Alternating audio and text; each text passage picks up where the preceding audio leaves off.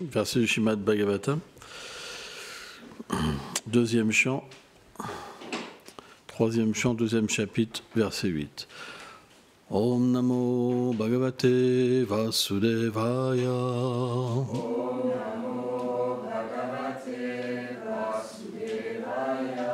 Om Namo Bhagavate Vasudevaya.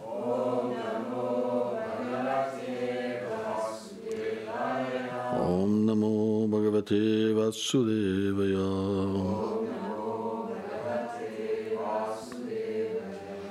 Durbhagam Bhattam Lokum Yam Ravam Nitaram Api Ye Sambam Shantum Davedu Arim Minam Ivam Dupam. Traduction. Les gens de ce monde sont très fortunés, mais plus spécialement les Yadavas, qui ne pouvaient reconnaître la position de Shri Krishna, bien qu'il vécût parmi eux, tout comme les animaux aquatiques considèrent la lune qui se réfléchit sur la surface de l'océan comme une chose lumineuse, mais ne peuvent la reconnaître comme un objet attractif et charmant. Les Yadavas ne pouvaient reconnaître Shri Krishna. Commentaire. Dans sa demeure spirituelle éternelle, le Seigneur Krishna met en action son énergie de divertissement, appelée Yogamaya, afin d'accomplir ses divertissements. Celle-ci a pour fonction de voiler ses pouvoirs et de rendre prédominante sa douceur, afin que des échanges intimes soient possibles entre Krishna et ses dévots. En effet, là où il y a la connaissance de ses pouvoirs, la peur et la retenue prédominent chez ses dévots et les sentiments d'intimité s'amoindrissent, voire disparaissent. Alors que si la puissance du Seigneur est cachée et que ses associés peuvent voir en lui leur seul objet d'affection suprême dépendant de leur propre amour, l'intimité est prépondérante et la retenue diminuée, voire détruite. On va s'arrêter là.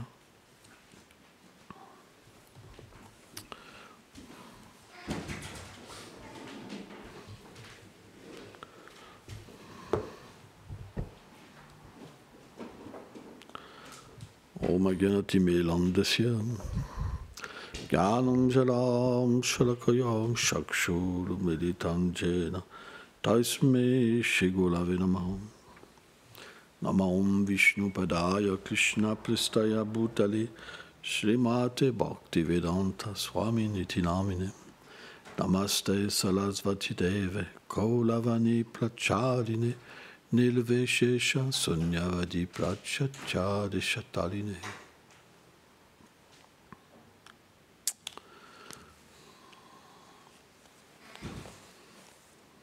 Quelle est la bonne fortune? La bonne fortune, pour un Vaishnav, c'est de pouvoir devenir l'objet d'affection de Shilada. Shrimati Radharani est le cœur même de Krishna. Et donc, l'objet central de Vrindavan. Dans toutes ces autres demeures, Krishna est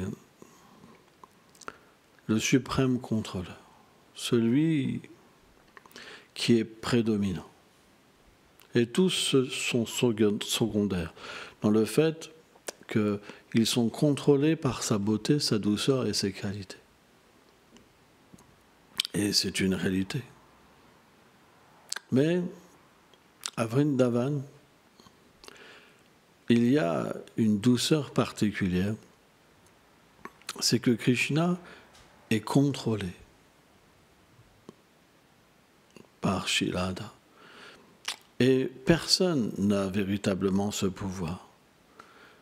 Sita a un certain contrôle sur Ram, mais pas autant que Shilada. Parce que dans cette demeure, juste la douceur règne, alors que même à Ayodhya, il y a un peu d'opulence. Or, les acharyas expliquent que la forme la plus complète du Seigneur, c'est lorsque son opulence disparaît et qu'il laisse place à sa douceur. Madhurya. Donc à Vrindavan, Krishna est complètement oublieux de sa position en tant que le Seigneur suprême. Au point qu'il est simplement absorbé comme un amoureux. Et c'est très proche en fait de la vie humaine, si on regarde bien. C'est pourquoi la Bible dit que les êtres humains sont faits à l'image de Dieu. Et on voit que tout ce qui existe à Vraj, que ce soit la manière de se déplacer, la manière de sourire, la manière de blaguer, la manière de jouer, l'amitié, tout finalement se reflète dans le monde matériel, mais d'une manière pervertie. C'est pourquoi ça paraît merveilleux, le monde matériel. La seule différence, parce que le réceptacle de notre amour et de nos actions ne sont pas le Seigneur suprême, à la fin, ça génère la souffrance. C'est pourquoi ça paraît merveilleux. Mais ça amène à l'oubli. Et ça amène au fait de vouloir les choses pour nous-mêmes et contracter finalement des mauvaises qualités. Parce que quand on veut les choses pour nous-mêmes, on n'est jamais satisfait. On en veut à celui-là qui ne fait pas ce qu'on veut. On a des rancœurs, on a ceci, des jalousies, etc., etc. Et à un moment, on devient complètement submergé par du poison. Et ce poison-là, qu'est-ce que c'est ? C'est la frustration et la colère. Tout le monde vit comme ça dans le monde matériel. Alors que dans le monde spirituel, c'est quelque chose qui est complètement différent. Parce qu'à Vraj, tout le monde est fasciné par Krishna. Et Krishna est fasciné par Shilada. Mais Krishna est plus beau, parce qu'il est fasciné. Parce que ses qualités dues à l'amour qu'il a pour Shilada et son incapacité d'éveiller une indépendance envers elle et d'échapper à son attraction, à son pouvoir de fascination, le rend encore plus beau. Quand quelqu'un est amoureux, c'est là où sa fleur, ses qualités, sa beauté s'ouvrent au maximum. C'est pour ça que Krishna est le plus beau, en fait. Srila Prabhupada disait que quand Radharani, Krishna n'est pas si beau. Il est beau quand Radharani est présente. C'est là où Krishna est le plus beau. Et finalement, Krishna, il pense toujours à Radha. C'est pourquoi, dans les divertissements à Vraj, Krishna est toujours beau. Et les compagnons intimes de Shilada, elles veulent toujours que Krishna soit possédé par elles. Alors comme le Seigneur, il doit satisfaire tous ses dévots, il doit aussi avoir toutes sortes de relations avec d'autres dévots. Mais en tant que Gaudiya Vaishnav, on n'accepte jamais ça. On veut simplement que Krishna ait son esprit fixé sur Srimati Radharani. C'est comme ça qu'on est heureux. On ne peut pas être heureux autrement. Donc ce verset, il parle de Yadava. Donc ça, c'est une situation géographique un petit peu différente à Dwarka. Mais c'est un verset quand même qui révèle la bonne fortune. Parce que même à Dwarka, parfois ils peuvent comprendre que Krishna est Dieu, mais dû à l'énergie du Seigneur, souvent ils oublient que Krishna est le Seigneur. Et bien que le Seigneur suprême est présent au milieu d'eux, par leur bonne fortune, ils peuvent avoir une relation à un certain niveau d'une intimité qui est sans égale. C'est pourquoi ce verset glorifie les dévots du Seigneur suprême. Parce que l'intimité, ça veut dire goûter. Intimité, ça veut dire goûter. Être proche. Proche de quoi ? Proche du cœur, proche des sentiments, proche des qualités. Pouvoir s'abreuver. Quand on est éloigné, quand il y a de l'opulence, on est juste submergé par la puissance. Il y a une félicité. Ceux qui, par exemple, même ne peuvent même pas voir la forme du Seigneur, mais s'immergent dans le Brahman, il y a une félicité, il y a une philosophéité qui est sans limite. Mais comparé à l'intimité, c'est rien du tout. C'est pourquoi le Bhagavatam, il est considéré par nos acharyas comme le livre, le Purana le plus élevé, parce qu'il traite en fait de cette attraction, de cette intimité. Et il donne le pouvoir quand on l'approche à travers la succession disciplique, à travers la miséricorde de Prabhupada, à travers la miséricorde de nos acharyas. Prabhupada est comme une graine. Par lui, tout a été possible. Une graine, ça donne un tronc, ça donne des branches, ça donne des fruits. Par Prabhupada, on a accès, par sa miséricorde, à tous les acharyas. Donc, ce n'est pas qu'on est des personnes limitées dans l'esprit, où on accepte juste une personne et on n'accepte pas le reste. Non, en acceptant le Vaishnav parfait qui vient pour donner la miséricorde, on accepte tout, en fait. La preuve, c'est quand, sous son refuge, on accepte le Bhagavatam, on accepte de chanter. Par son refuge, on a accès à un monde qui s'appelle Vraj, où Radha et Krishna sont présents, mais aussi tous leurs associés. Par la miséricorde, on perçoit tout. Ce n'est pas juste que quand on arrive à Vrindavan, on voit juste Prabhupada. On perçoit tout. Et là, à ce moment-là, on découvre une relation avec tout. Pas simplement qu'avec Radha et Krishna, pas simplement qu'avec Prabhupada, mais avec tous les associés du Seigneur. On trouve notre place avec nos amis, notre famille, notre demeure, notre service, etc. Les différents lieux où le Seigneur se divertit. C'est pas qu'on voit juste une personne et qu'on est là, juste dans une institution, encadrée entre quatre murs, avec une pancarte en se disant « faut pas y aller chez les autres ». C'est pas ça, Vraj. Vraj, c'est une terre de liberté. Une terre où on est complètement libre.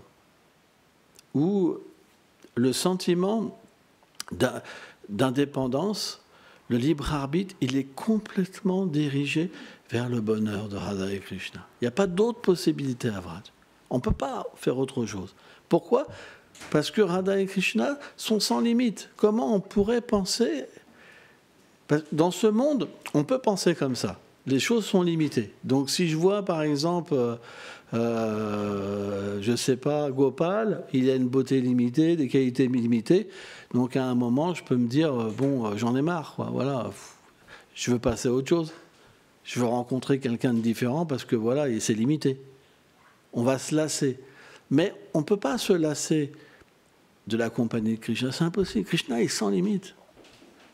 C'est impossible que quelqu'un sans limite, cette absorption, cette beauté, cette douceur qui est captivante et toujours croissante, toujours nouvelle et infinie, on puisse se dire, bon, j'en ai marre. C'est une mauvaise conception. C'est pas possible. C'est impossible. Bien sûr, il y a un libre arbitre. Bien sûr, ça doit être possible. Mais en même temps, c'est impossible. Krishna peut tout donner, mais en même temps, c'est impossible. C'est possible que s'il désire qu'on descende pour accomplir quelque chose. Sans ça, c'est impossible. Et même là, par exemple, Vishvacharya Thakur, il révèle en tant que Jai et Vijay, quand ils sont descendus dans le monde matériel, leur forme originelle est restée à Vaikuntha. Ce n'est pas qu'ils ont disparu de Vaikuntha. Ça veut dire que même quand on descend, le Nityasiddha, l'éternel associé du Seigneur, sa forme originelle, elle reste aussi avec Krishna. Alors, il peut avoir un cas où il peut avoir aussi un autre cas où il peut descendre, tout est possible, mais le temps, c'est tellement insignifiant dans le monde matériel, c'est l'espace d'un claquement de doigts. Comme si la personne était partie comme ça et qui était revenue, au pire. Vous comprenez ? Mais le point, c'est que à Vraj, personne ne peut penser à autre chose. Par exemple, quand on parle de Subal Saka, chez Rupa Goswami, quand il décrit Rupa, il ne peut jamais quitter Krishna, même en rêve. Jamais. Toujours, il tient la main de Krishna. C'est impossible qu'il y ait une séparation. Donc, lorsque les grands Vaishnavas, comme Prabhupada, ils parlent sur ce plan, il faut comprendre le contexte. Si Krishna nous donne la possibilité de naître dans un endroit où on n'a pas de relation avec lui et qu'on fait que tomber du monde, d'une plateforme de neutralité, alors quelque part, les gens, qu'est-ce qu'ils penseraient? Ils penseraient à une punition. Comment le Seigneur peut nous créer pour simplement faire un mauvais choix? Par contre, si on désire par nous-mêmes quitter l'endroit, c'est de notre faute. C'est pas Krishna à blâmer, c'est nous. C'est pourquoi, parfois, les acharyas, ils présentent les choses d'une manière où les gens peuvent accepter. Par exemple, la Bible, elle dit, dans le jardin d'Éden, on a fait une erreur. On a choisi de manger le fruit défendu. Et à ce moment-là, on est devenu recouvert par l'ignorance. Hein, c'est la femme, la sorcière, qui a tenté Adam. À partir de là, les femmes, ouh là là là là, qu'est-ce qu'elles ont pris dans toutes les générations après. Ouh là là, tu ne m'auras pas une deuxième fois. Hein, c'est un peu ça l'idée. Hein, mais avec cette mentalité naturellement qui est biblique, il doit avoir cette conception du mauvais choix. C'est quelque chose qui est important, parce que c'est notre faute. Quand c'est notre faute, on peut se repentir, on peut vouloir revenir. C'est quelque chose qui est très important. Mais quand c'est la faute du Seigneur suprême, qu'il nous met dans un endroit où on ne peut même pas savoir qui on est juste un atome, hein, où il y a la possibilité d'avoir une relation avec lui, mais on est juste imbibé du Brahman, alors ça peut paraître bizarre, vraiment bizarre. Et on peut accuser en fait le Seigneur de nous avoir manifesté dans une situation géographique qui n'est pas propice. Parce qu'on pouvait faire un mauvais choix. Et pourquoi on nous donnerait un mauvais choix? Vous comprenez? Pourquoi on nous donnerait un mauvais choix? Et ça, c'est attaquable. Alors que si on vient du monde transcendantal et qu'on a rejeté, c'est notre faute. Et ça, c'est l'intelligence de Prabhupada. Ça, c'est la miséricorde du plus grand dévot du Seigneur. Parce que cet aspect-là, pour lui, il est réel. Il vient du monde transcendantal. Mais un Vaishnav Nityasiddha ne peut jamais tomber. C'est expliqué, les Acharyas expliquent qu'il ne tombe jamais sous l'influence de l'énergie matérielle, comme le Seigneur suprême. C'est ce que les Acharyas expliquent. Jamais un Nityasiddha peut être conditionné par l'énergie externe du Seigneur suprême. Jamais. C'est toujours par l'énergie interne du Seigneur suprême, même quand il oublie. Et ça, c'est quelque chose qui est très important. Alors, on pourrait se dire, mais est-ce que c'est une erreur de penser comme ça? On dit non, ce n'est pas une erreur. Ce n'est pas le plus important de savoir si on vient ou on ne vient pas. Le plus important, c'est vouloir y aller. Qu'on se dise, je veux y retourner, ou qu'on se dise, je veux y aller, c'est la même chose finalement. Une fois qu'on est là-haut, on ne sait plus ce qu'on pensait après. Vous comprenez? Et Krishna aussi réciproque avec le sentiment. On ne devrait jamais penser que quelqu'un qui pense d'une telle manière, Krishna, il parle en français pour celui qui est français. Il parle en américain pour celui qui est américain. Il connaît toutes les langues, il connaît tous les sentiments. Il fait tous les arrangements pour que tout le monde soit satisfait. Et c'est ça qui est merveilleux. Parce que c'est le Seigneur de l'amour. Il peut s'adapter. Nous, on a ce pouvoir de s'adapter. Alors que dire de lui? Gaur Premanande.